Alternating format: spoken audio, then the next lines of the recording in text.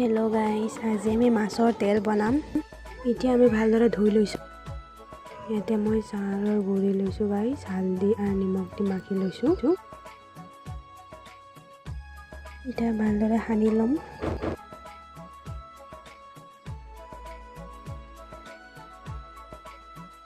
ভালদৰে সানি লৈছোঁ গাইছ। এতিয়া গৰম তেলত মাছৰ তেলবিলাক ঢালি দিছোঁ।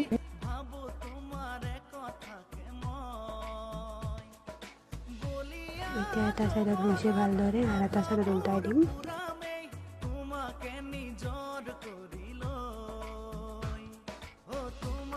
এতিয়া আমাৰ মাছৰ তেলৰ বৰা ৰেডি।